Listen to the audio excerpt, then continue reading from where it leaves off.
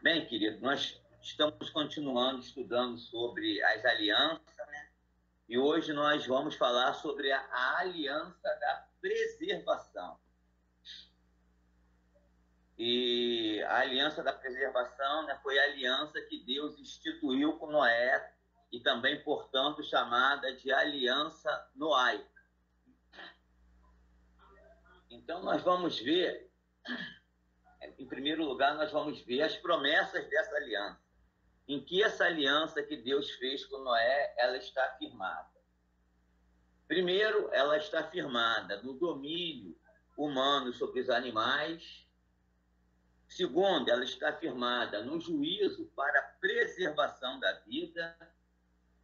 Em terceiro, ela está firmada em não mais trazer dilúvio sobre a terra.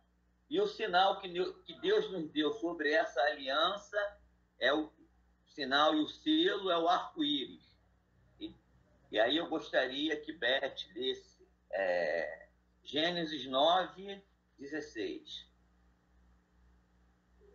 O arco estará nas nuvens, vê-lo-ei e me lembrarei da aliança eterna entre Deus e todos os seres viventes de toda a carne que há sobre a terra.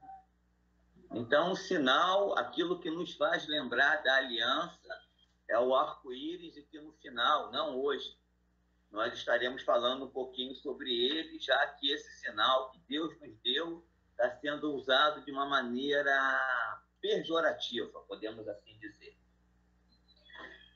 Eu sei que aqui é o último que nós falamos, que foi sobre as promessas da aliança. A última promessa que nós falamos é não mais trazer dilúvio sobre a terra. Mas eu estava conversando com o Renato na semana passada, antes da aula da semana passada ser interrompida. Eu estava falando com o Renato que eu passei a madrugada toda acordada com Deus falando comigo sobre esse tema. De não mais trazer dilúvio sobre a terra. E eu vou começar do final, então. Tá? O primeiro que nós vamos falar vai ser sobre o porquê que Deus fez essa promessa a toda a raça humana. Né? Essa promessa não foi estendida tão somente a Noé, mas enquanto existir homem, enquanto existir ser humano sobre a face da terra, essa aliança está preservada e não mais vai haver dilúvio. E eu passo para vocês essa pergunta. Por que Deus quis fazer essa aliança com o homem? O que levou Deus a fazer essa aliança com o homem de não mais trazer dilúvio, de não mais acabar com toda a vida através das águas do dilúvio? Eu gostaria de ouvir vocês. O que vocês acham? Vamos lá, gente. Vamos pensar faz bem. Vamos colocar os nossos neurônios. Por quê? Que Deus ele declinou. A palavra não é arrepender, porque Deus não se arrepende. Por que Deus ele não mais quis trazer dilúvio sobre a terra? O que vocês acham? A Bíblia não tem a resposta sobre isso. A Bíblia não diz exatamente sobre isso. A gente está entendendo de uma maneira implícita e não de uma maneira explícita. Mas por que vocês acham que levariam Deus a não mais querer destruir a terra com água?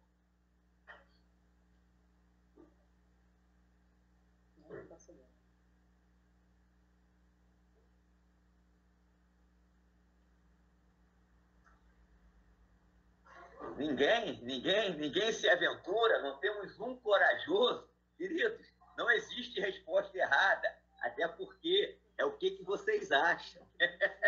E cada um tem direito de achar o que bem entende. Na opinião de vocês, por que vocês acham? Porque é a minha opinião também, tá?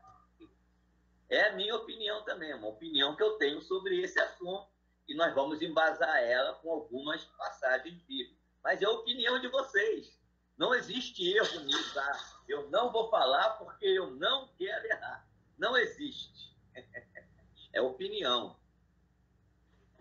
Porque quando ele fez prometeu que não iria mais chover sobre a face da terra, né? Ele, além de ter feito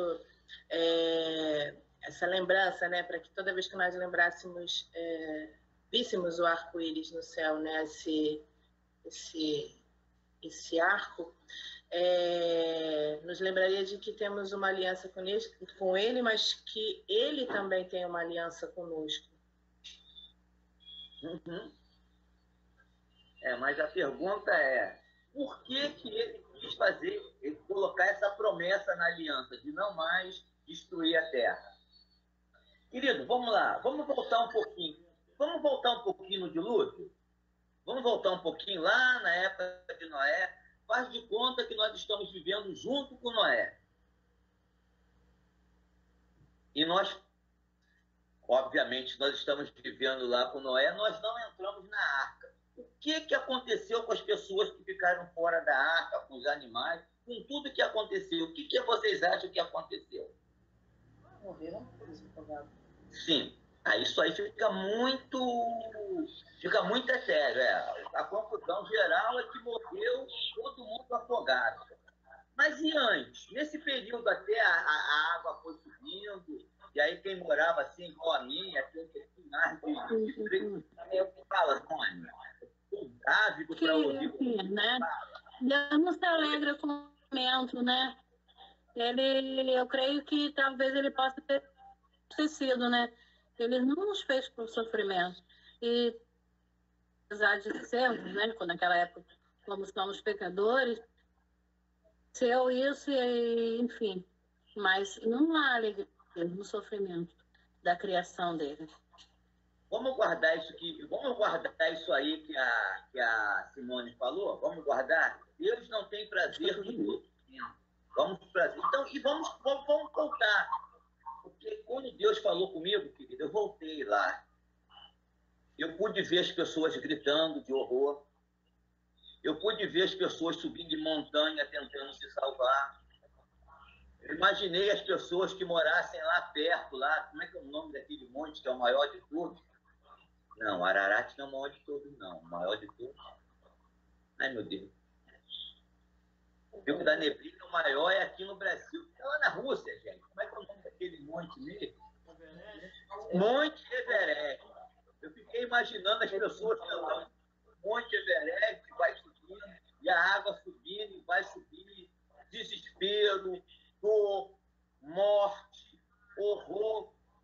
E aí vamos dizer que a pessoa conseguiu chegar lá a 8 quilômetros de altura.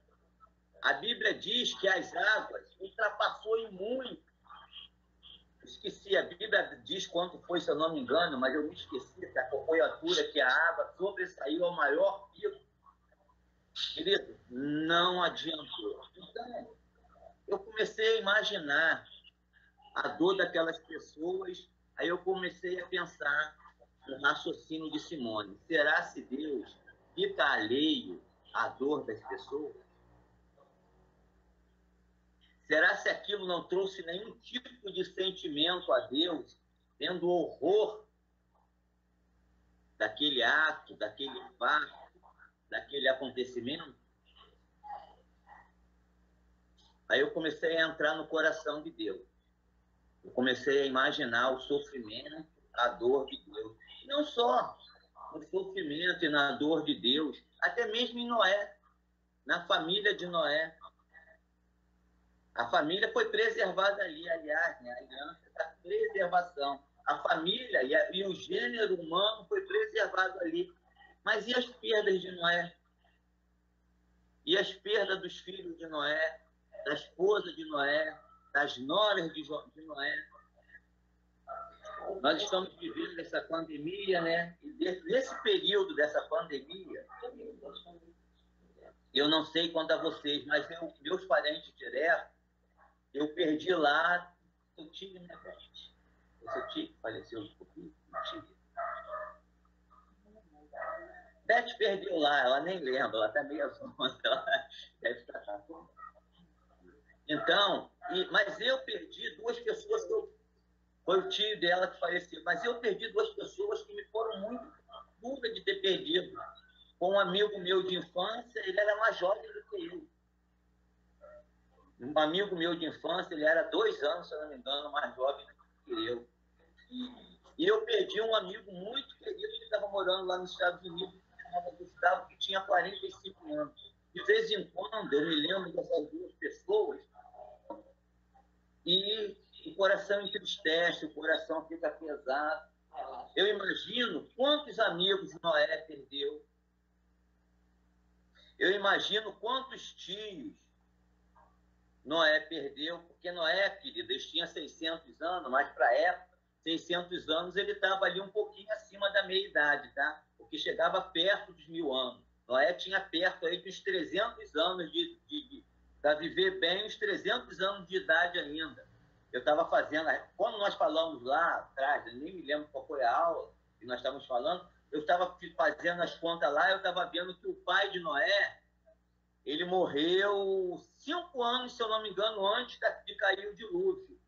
E Matusalém, que foi o avô de Noé, ele morreu exatamente no ano do dilúvio. Portanto, não é difícil a gente acreditar que Noé tinha tios. Poderiam ser vivos ainda, irmão do pai dele, que poderia ser vivo ainda e que Noé perdeu. Amigos, companheiros. Então, a dor, o misto de sentimento, né, que estava lá dentro da arca, o sentimento de alívio por não estar passando por aquilo, mas o sentimento também de dor pelas perdas que tiveram. E aí eu me lembrei do retiro que nós tivemos lá, eu não sei nem quem participou, talvez das pessoas que estejam aqui, ninguém participou daquele retiro. Nós tivemos ainda quando nós éramos Cristo Vive, lá em Pirassununga, quando o preletor foi um pastor chamado Pastor Gerson, na época. Ele era o líder da Jocum lá no norte, nordeste, lá, se eu não me engano. Norte, com certeza. Nordeste, não tenho certeza. Mas ele era pastor Gerson, e ele falando, e a mensagem, todas as mensagens dele foi em torno disso daí. A dor de Deus em relação à degradação humana. A gente for voltar lá no dilúvio, a gente sabe o que motivou Deus a levar o dilúvio, que foi a degradação humana. E aí a gente vê orgias, adultério, morte, violência, falta de honra com seus contratos, ou seja, o que traz o juízo de Deus sobre os homens, os pecados que trazem o juízo de Deus sobre o juízo humano. Então, eu naquela noite, naquela madrugada, eu vivi muito isso aí, a dor de Deus em relação a essas coisas. E que para que não fique tão somente naquilo que eu estou falando, abre lá em Jonas, capítulo 4, lê do versículo 9 ao versículo 11.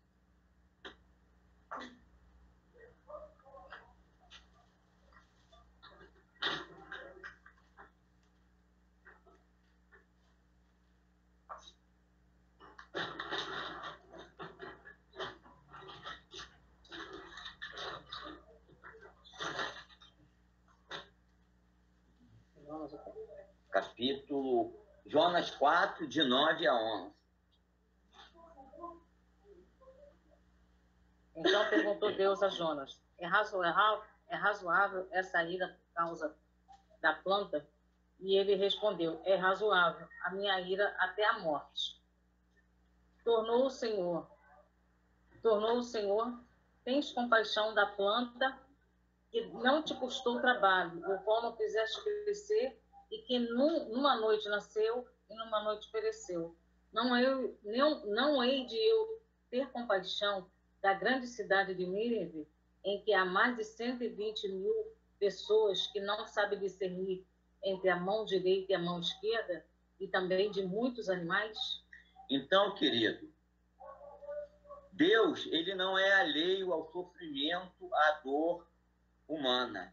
Deus estava para destruir Nínive, exatamente por causa dos pecados de Nínive. Mas havia uma esperança de arrependimento. Deus mandou Jonas lá para que pegasse Nínive, a destruição iminente, ou iminente, sei lá como é que é a palavra, mas a destruição iminente. Jonas foi lá e pregou, o povo se arrependeu. Então, essa passagem mostra que Deus, ele não é alheia ao sofrimento ao homem. Deus, ele não olha o sofrimento do homem lá de cima e fica batendo palma, fazendo festa e rindo.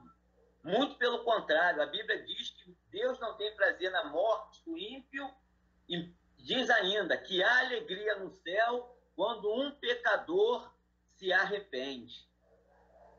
Então, querido, eu entendo que uma das motivações de Deus para fazer essa promessa à raça humana de não mais destruí-la foi exatamente isso, a dor que Deus presenciou, que a família de Noé sentiu. Isso, na minha opinião, como eu falei para vocês, é uma questão de opinião.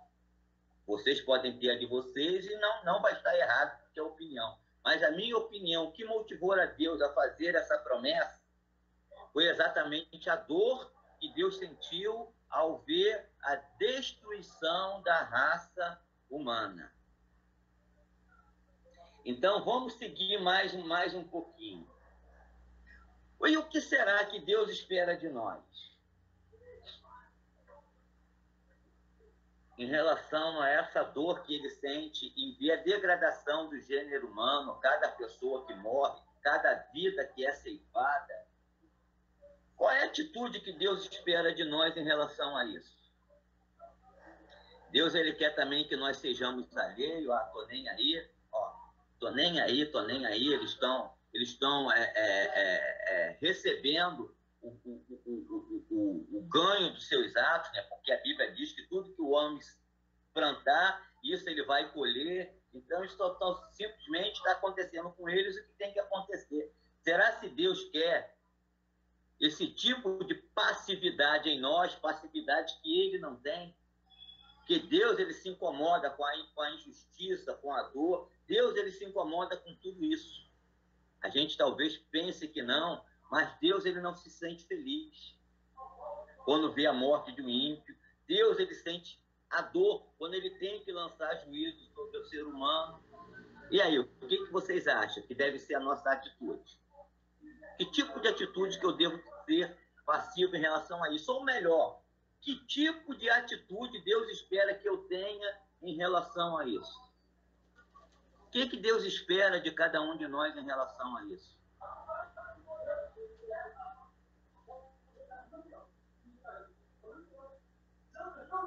Quer falar, Geninho? Fala. Não estou ouvindo você. Tá com o microfone não está desligado, não? O microfone está desligado já. Eu quero desculpa de antemão, tá? Se eu estiver errado. Não, mas, não é assim, errado aqui, não. Fala. Eu sei que todos nós temos uma responsabilidade, né? E nós temos uma ordenança, um mandamento de ir, né, a toda criatura. Nós temos essa responsabilidade, né? Temos que Deus nos tirou, resgatou da onde nós estamos, né? Lá do pecado, lá daquela vida, e fazer Cristo as pessoas, a humanidade, né? Acho que é isso que Deus espera da gente, que tenhamos esse comportamento, né? Que tenhamos isso no coração. Eu vejo que é isso que Deus quer da gente, né? E que obedeçamos, que façamos, né? Que obedeçamos que façamos aquilo que ele nos ordenou, né? Mas, digo você por mim, há um bom tempo, eu carregava um peso, entendeu? Essa responsabilidade, né? Só que existe uma questão da livre... Falou, as pessoas, cada um colhe, viu? No meu ponto de vista. Né? Infelizmente, a humanidade está com o coração muito duro, entendeu? Muito voltado para si. Né? E muitas das vezes a gente fala do evangelho e a pessoa ela não quer. Ela fala que não crê, que é ateu, entendeu? E assim, muito tempo eu carreguei esse peso de, não, eu preciso, eu tenho que ganhar, entendeu? Principalmente quando me converti. E é isso, né? Às vezes, em vez da gente trazer, afastando as pessoas, né? Entendeu? Então, no meu modo de ver, nós temos que ter essa consciência, assim, de aproveitar as oportunidades que nós temos, aonde tivermos, aonde passarmos, né? Ter sempre essa...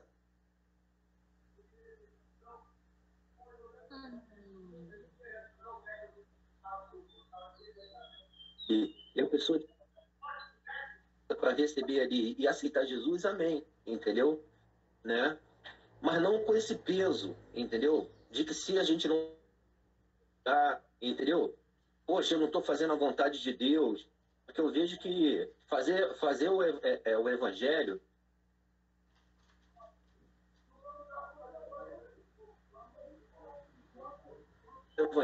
né? O seu testemunho, como já foi falado aqui, vai tá até batido isso na questão, entendeu? Então, assim, pessoal, entendeu?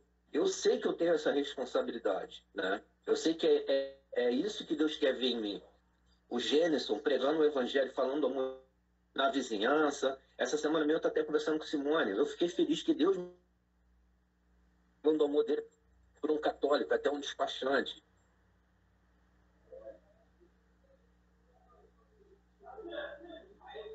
Né? E eu tive essa oportunidade, né? Isso que Deus quer da gente, né? Requer da gente. Mas não com esse peso de que se a pessoa não aceitar, não se converteu, morreu, entendeu?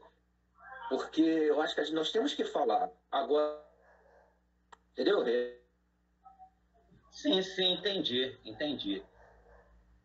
Eu não sei se você está me ouvindo, porque sua imagem congelou agora, e, aliás, durante vários trechos da sua colocação, a sua imagem congelou e a sua voz também.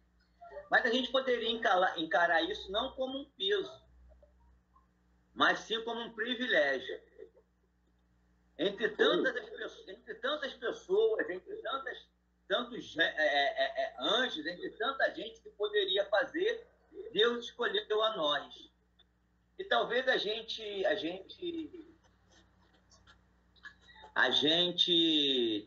leva isso como um peso, porque talvez porque a gente acha lá no nosso íntimo que as pessoas vão se converter por aquilo que eu vou falar, pelo ato meu. Não. A pessoa se converte através da ação do Espírito Santo. E a gente vai falar isso no finalzinho dessa parte, não sei nem se vai dar tempo de falar hoje, porque nós começamos bem tarde, nosso horário já está bem avançado. A gente não vai, talvez a gente não consiga chegar no ponto final, porque isso está lá no final, tá? Nós vamos falar um pouquinho sobre isso também. Mas isso, pelo menos eu não entendo como sendo um peso. Para mim, falar do amor de Deus, do juízo, da justiça, não é um peso para mim. Para mim, é privilégio. É eu ter o privilégio de conversar com outras pessoas. E aí, por que não tem peso? Porque não cabe a mim convencê-la. Cabe a mim compartilhar aquilo que eu já tenho. A decisão é dela. E como eu já falei, a gente vai ver isso no final desse estudo, tá? Não sei se vai ser hoje, eu não sei se... Eu gostaria de avançar um pouquinho depois de 11 horas, eu não sei se todo mundo está disponível para isso. Se eu não tiver, não tem problema não, a gente termina no nosso horário e a gente recomeça de onde nós falamos. Mas isso é um privilégio. E dentro da pergunta, o Gênesis, que eu fiz, sim, uma das coisas que Deus espera de nós é que a gente fale do amor dele para os nossos próximos, para os nossos semelhantes. Mas existem mais coisas que Deus espera e que deseja que nós tenhamos esse tipo de atitude. Alguém tem mais alguma opinião além do nosso amado irmão Geninho? Bom, para a gente ganhar um pouquinho mais de tempo, eu vou pedir a Beth para ler, para abrir no livro do profeta Ezequiel, capítulo 22, nós estaremos lendo do versículo 29 a 31. Ezequiel 22, de 29 a 31. Contra o povo da terra, contra o povo da terra praticam extorsão, andam roubando, fazem violência ao aflito e ao necessitado, e ao estrangeiro oprimem sem razão. Busquei entre eles um homem que tapasse o muro e colocasse na brecha perante mim, a favor dessa terra. Porém, para que eu não a destruísse, mas a ninguém achei. Por isso eu derramei sobre eles a minha indignação, e com o fogo do meu furor os consumi. Fiz cair sobre a cabeça o castigo do seu procedimento, diz o Senhor. Parafraseando o que Deus falou, olha, Ezequiel, contra as injustiças que havia no meio do povo, eu procurei alguém, um homem, uma pessoa que estivesse na brecha do muro entre eu e essa geração pecadora, essa geração injusta, essa geração maldosa. Eu não achei ninguém. E por eu não ter achado ninguém na brecha do muro, a minha mão está contra esse povo para destruir. E aí, querido, eu vejo pesar na palavra de Deus quando Deus chega para Ezequiel e falou: olha, eu não encontrei um único intercessor que seja a favor desse povo. E porque eu não encontrei um único intercessor sequer contra a maldade desse povo, a minha mão é contra ela e eu vou abaixar o cajado. Então, querido, uma outra atitude que Deus espera de nós é que nós sejamos aquilo pelo qual nós fomos chamados. Mas vós sois raça eleita, sacerdócio real, nós somos sacerdotes reais. Ou seja, nós estamos na brecha do muro entre Deus e essa geração que está por aí. Qual vai ser a nossa atitude? A gente vai ter uma atitude passiva, ó, eles estão pecando, é com eles mesmos. Ou a gente vai compartilhar a dor de Deus quanto a esse mundo que está se deteriorando como intercessores que nós somos. Eu não consegui dormir à noite, querido, pensando nessas coisas que Deus estava colocando no meu coração. A dor do dilúvio, a dor que Deus tem em ver o mundo lá fora que está a cada dia se deteriorando cada vez mais. Os bons valores estão cada dia sendo cada vez mais invertidos. E se você tem um padrão de ética que é agradável a Deus, o ser humano está colocando um monte de bullying sobre você. Mas mesmo assim, Deus ele nos chamou como um objetivo. Nós somos sacerdotes reais. Povo de propriedade exclusiva de Deus, a fim de anunciar virtudes dele. Para isso que nós somos chamados. Nós temos que ser sacerdote, ou seja, nós precisamos estar na brecha do muro entre Deus e essa geração. E nós também precisamos falar sobre as virtudes de Deus, sobre a santidade de Deus, sobre a dor que Deus tem sobre esse mundo que está se deteriorando. E que a dor é provocada pela atitude de cada um de nós, quando a gente erra o alvo pelo qual nós fomos criados lá no Éden. Deus, quando ele criou o primeiro casal, ele criou com um propósito. Toda vez que nós erramos esse propósito, a Bíblia diz que nós pecamos. E todo pecado é contra Deus e entristece a Deus. Quando eu peco contra o meu próximo, a Bíblia diz, o Código Penal diz que eu cometi um crime, certo? Mas quando eu erro em relação a Deus, a Bíblia diz que eu pequei. Que eu errei o alvo. Então, queridos, essa é a atitude que Deus quer diante de nós. Primeiro, que a gente fale do amor de Deus. Que a gente pregue o evangelho mesmo. E não como peso, e não como responsabilidade de converter ninguém, mas sim para anunciar as virtudes de Deus. Converter não é papel nosso, é com outra pessoa. E ele faz muito bem. E a segunda nós somos sacerdotes. Nós somos aqui para preservar e trazer luz a esse mundo. Nós somos sal para preservar e luz para apontar o caminho, para iluminar o caminho, para tornar claro o caminho. Amém, queridos? São 11 horas. O que vocês querem? Parar e semana que vem continuar daqui? Ou a gente avançar mais um pouquinho? Já tem bastante coisa que eu gostaria de falar sobre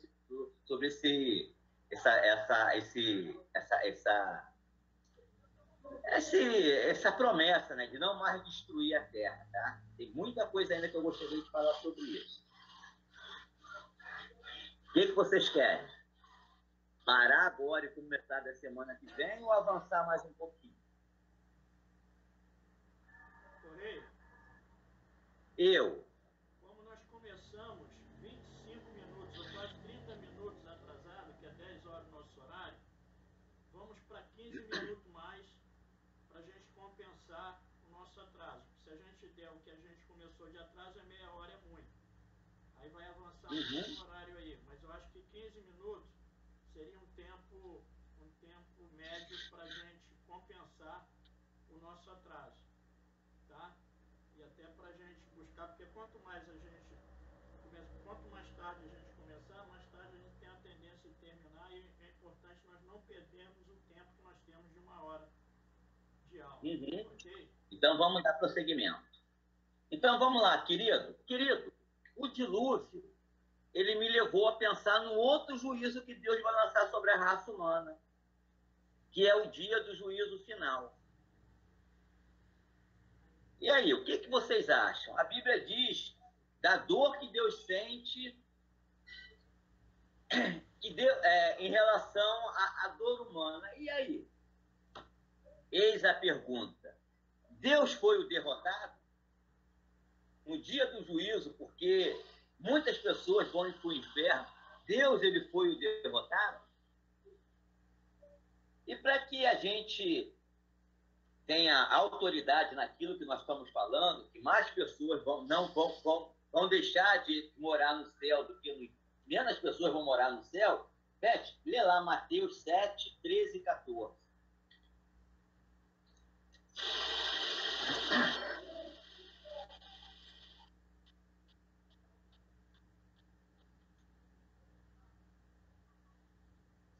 Entrai pela porta estreita. Larga é a porta e espaçoso o caminho que conduz para a perdição. E são muitos que entram por ela. Porque estreita é a porta e apertado o caminho que conduz para a vida. E são poucos que se acertam com ela. Bom, as palavras que Jesus usou foi muito para a porta larga da perdição e poucos da porta estreita para a salvação. E aí, o que vocês acham? Deus perdeu? Houve derrota de Deus nisso daí? Boa pergunta, não? Boa pergunta. Porque são muitos os que não vão acertar. Muitos que vão acertar. Fala, Geninho. Não, vai se acostumando comigo, eu sou falador mesmo, cara. Entendeu? Eu gosto de falar mesmo. Você vai me aturar porque eu sou falador mesmo. Eu gosto de cutucar mesmo. Isso me anima, isso me estimula. Eu não Fazer aliança com ele, viu, Reinaldo? Eu ia falar nisso. Parado sem fazer barulho, não. O carro de vocês tem que fazer barulho com o meu. Você tá bonito com essa barba, hein? Eu só tenho essa, não colocar uma outra. Senhora Beth está mais apaixonada ainda com essa barbona branca. Ei, eu acho que não tem, claro que não. Isso aí, né? Deus é soberano, né? Deus, ele contigo nessa. Deus, não houve derrota, né? nem... Não houve, rapaz. E assim, aquilo que eu falei, né? Que eu comentei aí, é a questão. Existem duas portas. É o direito de escolha, né? O evangelho está aí. Ele é pregado, ele é falado, ele é anunciado. Entendeu? Quem aceitar, né? Abrir o coração e deixar Jesus entrar, eis que tua porta e bate. Se abrir, entrarei e cearei convosco, né? E ali farei morada. É o direito de escolha, né? Cada um escolhe o caminho que quer seguir, a porta que quer entrar, né? Só que a porta estreita, a gente sabe que é a mais difícil. Existe renúncia, né? Como você falou, né? Do pecado, né? Entendeu? Aquelas coisas que a gente sabe que a gente tem que reconhecer, se arrepender e deixar, né? Com a ajuda com a ajuda de Cristo, né? Mas está aí, os dois caminhos, as duas direções a ser seguidas, né? Só que a gente sabe que caminhar com Cristo... E aí, fica aí com essa opinião, há dois caminhos para ser seguidos, duas escolhas a ser feitas. Vamos ficar nessa opinião que a gente, lá no final, a gente vai entrar nessa vibe aí. A gente vai entrar nessa vibe aí. Mais alguma opinião ou só do Geninho? Bom, se ninguém mais quer dar opinião, então vamos lá. Então, houve perda de Deus? Geninho falou que não, e eu concordei imediatamente com o Geninho. Então vamos lá. Já que nós voltamos até o dilúvio, vamos voltar um pouquinho mais atrás. Vamos agora ir lá para o paraíso. A gente está lá no paraíso, lá, coisa e tal, vivendo as benécias do paraíso. Aí houve um episódio inusitado na vida lá, na boa vida que o primeiro casal estava levando no paraíso, que foi uma conversa entre a serpente e a mãe de toda a natureza humana, que é Eva. Ou seja, que ali estava representando toda a natureza humana. Queridos, o primeiro casal, ele representava, ele foi cabeça de raça de toda a natureza humana. Amém, querido? Amém? Então, vamos lá. O que aconteceu ali? Aconteceu uma escolha, certo? Aconteceu uma escolha. O primeiro casal resolveu dar ouvido à serpente, comeu da árvore do conhecimento do bem e do mal, que Deus falou que eles não deveriam comer, porque no dia que eles comessem, eles morreriam. Então, o que aconteceu com aquilo ali? Já que o primeiro casal, ele era pai e mãe de toda a raça humana, toda a raça humana caiu juntamente com ele.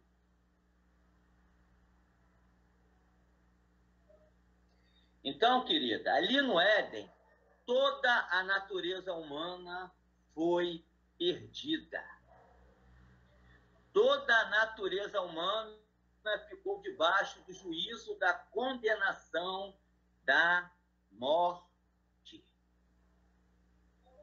Ali já não havia mais recurso, salvação para ninguém. Então, querido, toda vez que nós pregamos o Evangelho e resgatamos uma alma que estava predestinada a ir para lá, ali é a vitória. Então, quando a Bíblia diz que são poucos, mas se a gente for lá ler em Apocalipse, a gente vai ver que poucos são milhões e milhões de pessoas que foram salvas, que foram resgatadas. Amém, querido? Então, cada uma pessoa que se converte, que diz não para esse mundo e diz sim para Deus, é uma vitória que é alcançada. Cada pessoa é uma vitória conquistada por Deus. E cada vitória, querido, ela tem que ser celebrada. É por isso que a Bíblia diz que há alegria no céu em cada pecador que se arrepende. Beth, lê aí Lucas 15, 6.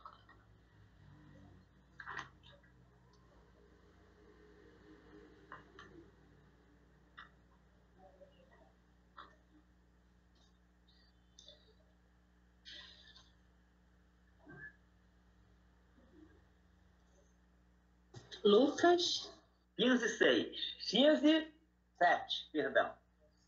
15, 7. Digo-vos que assim haverá maior júbilo no céu por um pecador que se arrepende do que por 99 justos que não necessitam de arrependimento.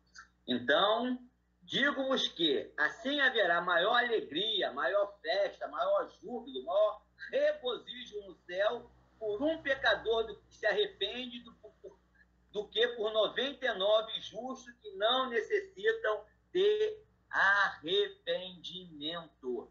Querido, cada pessoa que se converte é uma vitória que Cristo conquista na cruz. A verdadeira derrota, quem sofreu foi o homem lá no Éden. Quando ele foi tentado pela serpente, e ele disse não para a serpente. Ali foi a verdadeira derrota. Quando alguém se arrepende, há júbilo, há alegria no céu, porque é a vitória de Cristo. Queridos, se todos estavam perdidos, todos estavam perdidos, e cada um que se arrepende é uma vitória de Deus, então, querido, a vitória ela foi muito grande, porque poucos são milhões e milhares de pessoas, tá? Foi assim que João falou quando viu os resgatados, os gemidos lá no Apocalipse. E aí vamos falar mais um pouquinho para a queda. Vamos falar mais um pouquinho da queda. Querido, qual foi a motivação da queda do homem? Qual foi o argumento usado pela serpente para convencer o homem, o primeiro casal, a comer da árvore do conhecimento do bem e do mal?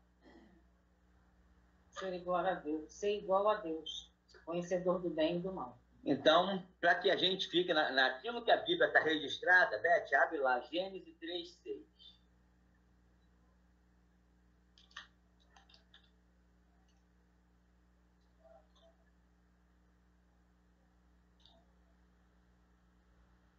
Vendo a mulher que a árvore era boa para se comer, agradável aos olhos, e árvore desejável para dar entendimento, tomou-lhe do fruto, comeu e deu também ao marido, e ele comeu. Então, a serpente falou, você vai ser igual a Deus, conhecedor do bem e do mal, e a mulher viu que aquilo era desejado, era agradável, sentiu-se motivada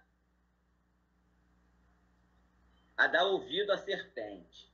Mas, na verdade, querido, essa foi a motivação. Agora, o que verdadeiramente determinou a derrota de toda a raça humana lá no Éden? O que determinou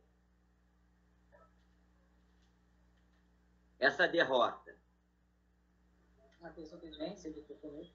Minha esposa hoje está demais. E para que não fique somente na nossa palavra, na minha palavra, na palavra de Beth, o que determinou foi a desobediência, foi a falta de crédito que o homem deu à palavra de Deus. Gênesis 3:17. E Adão disse, visto que atendeste a E a Adão, Deus falando, e a Adão disse. E Adão disse, visto que atendeste a voz da tua mulher, e comeste da árvore que eu te ordenara para não comer, maldita é a terra por tua causa. Em fadigas obterá delas o sustento durante os dias da tua vida. Deus chegou para Adão e disse, olha, porque você deu ouvido à sua mulher, e não que deu ouvido à serpente, ou seja, de uma maneira indireta, Adão também deu ouvido à serpente, e não deu ouvido a mim, maldito é a terra por tua causa. Então, o que determinou foi a incredulidade do primeiro casal em relação àquilo que Deus havia falado. Eles resolveram dar mais crédito à palavra da serpente do que à palavra de Deus. Querido, e figuradamente, eu estou falando figuradamente, toda vez que a gente prega a palavra de Deus para alguém, é como se a pessoa estivesse lá no Éden, em frente da árvore do conhecimento do bem e do mal, e a serpente dizendo para ele, olha, coma da árvore do conhecimento do bem e do mal e seja Deus. E a outra voz dizendo para ele, olha, no dia em que você comer dessa árvore, você vai morrer, tá? Então, quando nós damos crédito à serpente e não damos crédito à palavra de Deus, e quando nós dizemos não para o evangelho, figuradamente, e sim e não para o evangelho, e sim a continuar no mundo como no mundo está vivendo, a gente está dizendo para Deus, olha, eu não creio em você. Eu creio naquilo que a serpente falou. A vida que eu quero levar é a vida que a serpente falou, é ser conhecedor do bem e do mal, é ser igual a você. Então, figuradamente, quando o evangelho é falado, é como se a gente estivesse lá, decidindo lá no Éden, a nossa vida. Assim como assim como a vida foi perdida lá no Éden e entrou o juízo, a gente está voltando lá no Éden e mostrando para quem a gente está dando crédito. Vocês entenderam isso, nesse figuradamente que eu falei? Quando eu digo não para Deus, eu estou dizendo sim para a serpente. E quando eu digo sim para Deus, eu estou dizendo não para a serpente. Então, a verdadeira derrota foi lá no Éden. Lá, toda a natureza se perdeu. E quando alguém diz sim para Deus, é a vitória de Deus, é a conquista de cada um. E aí é um a um, que vai se convertendo no mundo todo. Eu não vou dizer 4 cantos da terra, porque a terra é redonda, eu não sou, mas em toda a superfície da terra. Então, não há vantagem nenhuma entre a gente, nem vantagem nem desvantagem. Porque, primeiro, o casal tinha as suas condições para dizer não. Qual era a condição dele? O lugar onde eles viviam, que era o paraíso, e a visita constante de Deus. E nós também temos o nosso ponto-chave para que nós cremos. Qual é o nosso ponto-chave? Primeiro, a Bíblia diz que Deus ele pode ser plenamente visto pelas coisas que são criadas. Ou seja, quando nós vemos a criação de Deus, a gente pode ter a plena certeza de que Deus existe. Aliás, até a própria ciência já está dizendo que é impossível que não tenha havido uma mente, um cérebro, para criar todas essas coisas tão perfeitas. Que o acaso não poderia ter criado tanta perfeição. A própria ciência já diz que há uma mente por trás da criação. E a gente conhece que mente é essa, não sabe? Não conhece? E o outro que tem, que é o Espírito Santo, que convence o homem do pecado, da justiça e do juízo. Então, o pé de igualdade é a mesma coisa. E aí? As pessoas têm o direito de escolha. Se você quer continuar com... Hoje, agora, todo ser humano lá estava com Deus e agora está com a serpente. Então, quando o evangelho é pregado, a pessoa tem o direito de escolha dela. Eu quero continuar com a serpente? Não. Eu vou me arrepender, eu vou me converter, eu vou dar a volta no meu caminho e quero andar na direção de Deus. Amém? Toda vez que o evangelho é pregado, figuradamente é como aquela pessoa estivesse decidindo lá no Éden. Qual o caminho que eu quero seguir? Serpente ou Deus? Bom, com isso eu terminei a minha aula de hoje. Está aberta a vocês, as colocações de vocês, coisa e tal, os acréscimos de vocês. Amém? Alguém gostaria de falar alguma coisa? Geninho, meu parceiro, que coopera comigo na aula, Simone, Jô, Nil, Renata, Marlene. Renata, você é no final. Valéria, Bruno, Beth, está aberto aí para vocês. Eu já falei demais, vou beber a água agora.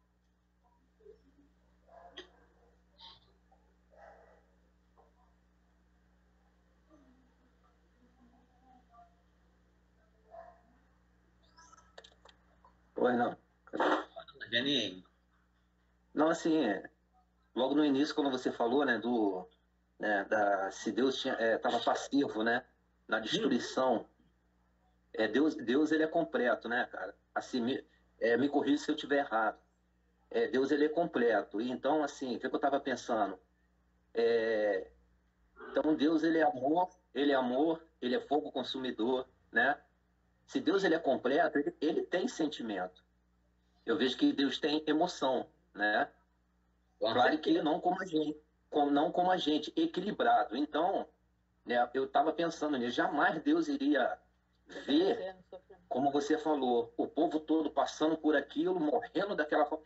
Até tem uma palavra que eu não me lembro agora qual é o capítulo do versículo, que diz assim, que Deus se arrependeu de ter feito o homem. O arrependimento é um sentimento, então Deus ele é sentimento também. Ele sente, né? Ele tem emoções, só que equilibrado, né? Não como nós. Então, realmente, jamais, eu acho que não tem como Deus não ter, né, se arrependido, chorado, né? De ter sentido, né? Vendo a criação dele, ele criou, ele nos formou, né? Ele assoprou o sopro da vida em nós. Naquela madrugada, Deus falou muito sobre isso comigo. Eu não consegui dormir a noite toda. De manhã, a primeira coisa que eu fiz foi vir para o rascunho, escrever tudo aquilo que Deus colocou no meu coração. Estou compartilhando com vocês essa manhã. Amém, amém. E assim, eu acho que esse sentimento tem que estar em nós, né? Esse sentimento, né? Porque nós somos a imagem e a criação de Deus. É claro que devido ao pecado, né? Nós nos corrompemos, mas quando a gente aceita Jesus, isso tem que estar, né, dentro de mim. Eu falo para minha vida em primeiro lugar, cara, né? Esse sentimento, né? Entendeu? De que realmente, cara, né? Nós precisamos levar o evangelho de Cristo, né? A essa humanidade. Então, realmente não tem como a gente imaginar e ver que Deus ele não sentiu. Ele sentiu, sim, com certeza, né? Mais alguém gostaria de fazer mais alguma colocação? Joanil, que está lá na leitura lá. Então, querido, Deus, ele respeita a escolha de cada um, se você quer. Desculpa, não fala. É que eu estava procurando aquele versículo e não achei, que fala assim que nos últimos dias os tempos seriam difíceis. Uhum. Porque os homens são ingratos, irreverentes, sem domínio de si, antes amigos dos prazeres e amigos de Deus. Se eu não me engano, é Timóteo. Primeiro é Timóteo, segundo é Timóteo. No dilúvio também, as pessoas eles eram amigos dos prazeres, de beber, de festejar, e não amigos de Deus. E o dilúvio veio sobre eles, né? Está aproximando também o nosso fim, porque assim como foi os dias de Noé, vai ser a volta de Jesus. E Jesus hoje ele tem dado sinais do final do tempo. A gente pode não... Muita gente que não conhece da palavra não acredita nisso. Está chegando o fim, né? E o dilúvio ele sobreveio, abalou a humanidade inteira. E hoje no nosso sofrimento também tem abalado a humanidade. E as nossas perdas mais próximas dos nossos parentes e amigos, né? Eu perdi meu tio domingo passado e a gente sente mais na pele, mas na verdade a gente está sentindo esse ano todo que se passou a perda de muitas pessoas, de muita gente e muitos líderes do meio evangélico também, né? Do mundo gospel, das pessoas que passaram, que estavam, digamos assim, transmitindo essa palavra de Deus para a humanidade, né? E a gente vê que não é uma coisa pequena, é porque Jesus está voltando mesmo, ele está... E nós vemos que, conversando com pessoas da nossa família, dos nossos amigos, as pessoas falam assim, eu não sigo Jesus por isso, eu não sigo Jesus por aquilo. Não segue por causa da desobediência e pela falta de querer seguir a Deus. É o direito de escolha de cada um. Como eu falei, figuradamente, é como se a gente estivesse lá no Éden diante, dizendo sim ou não para a serpente. Dando não, porque de cada eu prefiro viver essa vida aqui, porque eu não sei realmente se Jesus vai voltar agora. Quando eu for mais velho, eu já ouvi isso de muita gente, quando eu for mais velho, eu vou seguir Jesus, eu vou parar, é uma vida mais calma, mas não tem data de morrer. Tem uma data provável para nascer, do nascimento, mas a gente não tem data da morte, né? Ela vem e vai, e acabou a vida. A Jesus eu dou o resto, né? Quando eu estiver velhinho, puder fazer mais. Já ouvi isso de muita gente. Mas não é o direito de escolha lá do Éden? Olha, Deus vai ser, você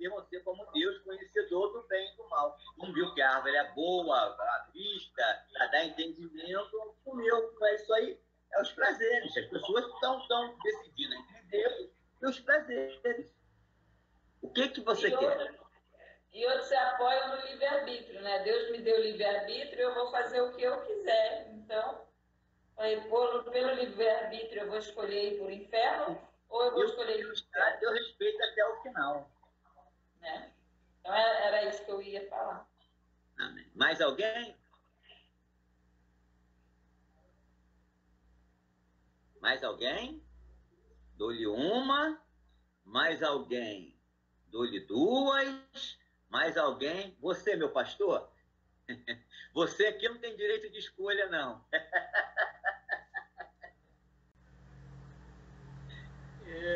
Esse texto que o Quinil falou aí, né, como foi no tempo de Noé, assim vai ser o tempo da vinda de Jesus. Um dos textos que eu tinha separado aqui para o final. Mateus 24, a partir do verso 36. Quanto ao dia e a hora ninguém sabe, nem os anjos. Deus respondendo no céu. Nem o filho, senão somente o Pai. Como foi nos dias de Noé, assim também será na vida do Filho do Homem. Pois nos dias anteriores ao dilúvio, o povo vivia comendo, bebendo, casando-se, dando em casamento, até o dia que Noé entrou na arca. E eles nada perceberam até que veio o dilúvio e os levou a todos. Assim acontecerá na vinda do Filho do Homem. Então, é a mesma condição do homem lá, é a mesma condição do homem no passado e a condição do homem, né, no presente, futuro. É interessante porque a ação de Deus é sempre preservar o homem. Toda ação de Deus a favor do homem foi para a preservação do homem, sempre para preservar. Sempre preservar. E a questão de Jonas, Deus condenou a atitude de Jonas porque Jonas tinha uma missão de pregar. Agora ele pregou, depois ele ficou sentado na porta da cidade com a expectativa de ver o que ia acontecer. Já assistiu uma destruição. Como destruiu, ele ficou contrariado. Aí ele reclamou com Deus. Ele falou, é isso que eu falei no começo, eu não queria vir porque eu sei que o Senhor é misericordioso e eles podiam se arrepender e o Senhor salvar. Quer dizer, em vez dele ficar feliz com a salvação das pessoas, pelo contrário, ele ficou indignado porque salvou e ainda ficou contrariado porque Deus fez subir uma vegetação para fazer uma sombra para ele e o lagarto, um bicho foi e devorou. Ele falou, pô, você fica aí se lastimando, reclamando por conta de uma vegetação e não por uma vida, né? Então, se nós trouxermos para os nossos dias com relação a essa questão de Jonas, a humanidade, ela briga pela preservação da Amazônia, e tem que brigar, né, por essa preservação ambiental, mas ela é capaz, né, de se ficar muito mais sensível à destruição de uma vegetação ou até de um animal. Quanta gente sofre muito por uma questão de um cachorro e, na realidade, muitas vezes não tem essa sensibilidade com o ser humano. Tem um cantor chamado Eduardo Duzec, que ele condenou isso aí, que ele falou, troque seu cachorro por uma criança pobre, né? Então, porque as pessoas cuidam mais do cachorro do que das crianças. Aí ele diz, eu conheço um garotinho que queria ter nascido pastor alemão, né? Porque ele seria muito mais bem tratado por essas pessoas que se importam mais com o animal, às vezes, do que com o ser humano. Mas Deus se importa com ambos, né? Mas Deus se importa com ambos. Então a gente precisa ter esse entendimento. E lá em Ezequiel, no capítulo 33, né, Deus fala com Ezequiel acerca de Israel e fala, olha, estou te colocando como sentinela aí para avisar, para você dar o aviso que eu vou destruir. Então, se você avisar e eles não se arrependerem e eles quiserem continuar no caminho deles, você está desobrigado da sua responsabilidade e o sangue deles não cai sobre a sua cabeça. A responsabilidade deles, a sua parte você fez. Você está livre. Agora, se eu falar para você avisar e você não avisar, aí você tem uma responsabilidade. Então, assim como foi com Jonas, que ele tinha uma responsabilidade de avisar, assim como era orientado para Ezequiel, orientado para nós. Existe uma responsabilidade de nós pregarmos o Evangelho. Agora, a partir daí, né, o que vai acontecer com as escolhas das pessoas, como foi colocado aí, como Nilson citou Timóteo lá, né, mais amigos do prazer do que amigos de Deus, é escolha. Agora, nós temos que, a nossa motivação para fazer deve ser o amor, como o Gênesis falou, Deus ama e Deus sofre. Então nós não podemos ficar insensíveis à morte das pessoas e à condenação das pessoas. E nós vivemos um tempo, né, que, como a Nil falou, os sinais, eles são manifestos, a Bíblia diz isso, que os sinais se manifestariam. E no início da pandemia nós falávamos sobre isso, sobre os sinais de Deus. Está escrito que haveria esses sinais, a pandemia entendo como um sinal. E mesmo assim, né, passado um ano aí de março para cá, vai fazer um ano agora, março, vai fazer um ano que começou a fechar tudo. Muita gente continua insensível. Muita gente continua indo para a rua, muita gente continua não se autopreservando, muita gente está banalizando, nem acreditando, vendo gente morrer ao lado, mas não acredita. Não preserva a si e também não preserva o outro, porque quando eu não me preservo, eu corro risco de contaminar, eu corro risco de contaminar o outro. Né? Se eu não vou nem por mim, se eu não me preservo por mim, que dirá pelo outro? E nós vivemos um tempo de muita insensibilidade, banalização da morte. A morte já não causa espanto como causava em um tempo atrás. E aí, se nós não vigiarmos, né, nós podemos ir nesse caminho. A Bíblia diz que por aumentar a iniquidade o amor esfriaria. Então, faz parte. Mas nós temos que estar atentos para que nós não possamos ir nesse caminho. Para que não haja sobre nós aquele sentimento de Jonas. Lógico que Jonas estava fazendo aquilo porque ele sabia o desdobramento da história, ele sabia quem era aquele povo e o mal que aquele povo ia causar. Mas nós não podemos ser assim. Nós não podemos agir assim. Então isso é um grande alerta para nós, porque como o rei citou lá, 1 Pedro 2,9, né? Nação santa, sacerdócio real, povo de Deus, nós temos uma missão. Israel tinha uma missão. Israel foi separado, escolhido por Deus, separado com uma missão. Para que por meio daquela nação as outras nações fossem alcançadas, fossem abençoadas. Então isso também é para nós. Como eu sempre digo, a bênção não se encerra em nós, ela passa por nós. Para a fé chegar a mim, alguém pregou para mim, alguém falou comigo, alguém falou com você. Isso é uma ação contínua. Né?